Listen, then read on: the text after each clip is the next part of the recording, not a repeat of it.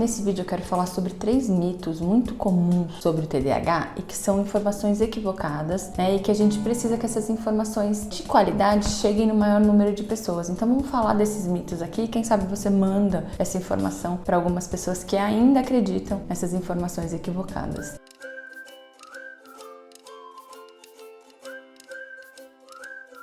Eu sou a Lara de Almeida, sou psicóloga, mestre em psicologia clínica, doutora em distúrbios do desenvolvimento e aqui no meu canal eu falo sobre saúde mental. Então vamos falar sobre esses 3 mitos importantes. Então o primeiro mito que a gente precisa que as pessoas entendam ainda hoje é que o TDAH é um transtorno real, né? Porque por muitos anos se falou que era um transtorno inventado pela indústria farmacêutica com a intenção de vendas de medicamento e que o uso do medicamento poderia trazer uma série de prejuízo para as crianças, principalmente, né? Então, vamos lá, o TDAH é um transtorno do neurodesenvolvimento onde a gente já identifica questões neurobiológicas do transtorno, ou seja, eu tenho uma falha no sistema dopaminérgico dessa pessoa, né? Ele não atua da maneira, né, adequada como deveria, como na grande parte da população que não possui um transtorno. Então eu preciso que vocês entendam isso. A medicação, ela é uma ferramenta importante, pode e deve ser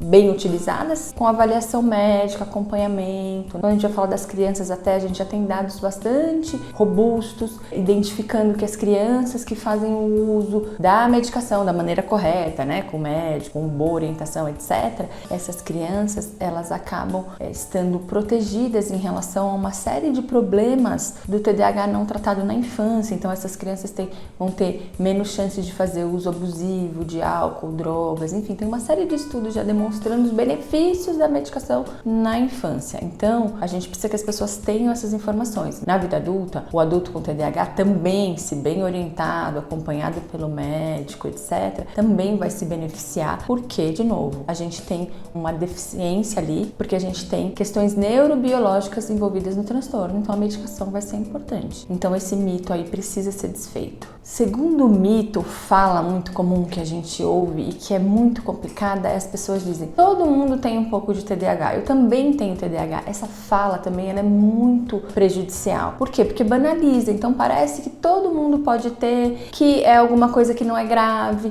que não tem prejuízo. Não é verdade. A gente não tem TDAH, não é todo mundo que tem TDAH, é uma parcela importante da população, né, e que precisa de tratamento, e que não é assim, eu tenho esporadicamente. Não, essas pessoas, elas têm um déficit importante, prejuízos importantes, regulares, né, então com uma frequência bastante importante, que vai trazer prejuízos significativos no trabalho, na vida acadêmica, nas relações, na autoestima, nos momentos de lazer, na regulação de emoções, tá? Então é muito sério para as pessoas dizerem, todo mundo tem, eu também tenho um pouco. Não, a grande maioria da população não tem TDAH. Esses sinais que as pessoas identificam aí não são sintomas e não trazem prejuízos importantes. Então a gente tem que tomar cuidado, porque senão a gente banaliza uma situação, né, um transtorno que é grave e que traz prejuízos importantes para a população. Então a gente precisa tomar cuidado, porque a gente está falando de um transtorno grave que traz prejuízos importantes e que é um problema de saúde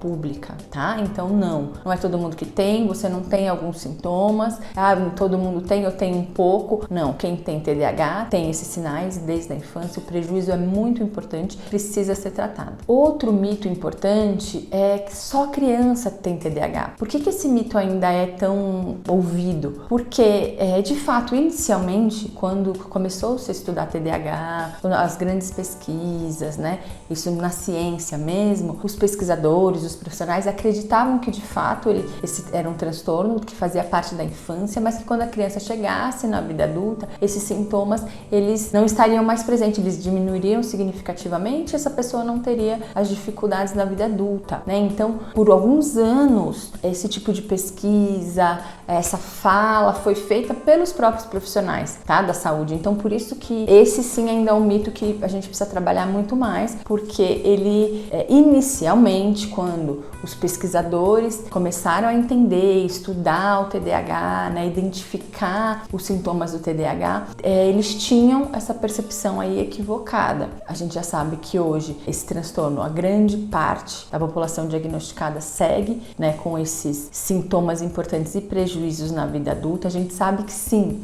com o amadurecimento neurológico, alguns sintomas diminuem, outros desaparecem, né, porque a gente tem uma maturidade neurológica que vai melhorar o controle de impulsos naturalmente por conta do desenvolvimento neurológico, tá? Então, o que é mais comum? Os adultos têm uma diminuição dos sintomas relacionados à hiperatividade e impulsividade, mas a desatenção continua ali bastante presente, tá? E aí, às vezes, quando vai fazer essa reavaliação numa parte muito menor da população, pode ser que essa pessoa não cumpra todos os critérios, mas isso vai ser a exceção, não a regra, tá? Então, a gente já sabe que sim, é um transtorno em que esses sintomas estarão presentes aí na vida adulta, tá bom? Então, se você puder, encaminhe esse vídeo para as pessoas que você convive, né, para que a gente leve informação de qualidade para a população. Se você gostou desse vídeo, deixe seu like. Se você ainda não é inscrito no canal, se inscreva, ative o sininho de notificação, porque assim que eu postar um vídeo novo, você vai ficar sabendo.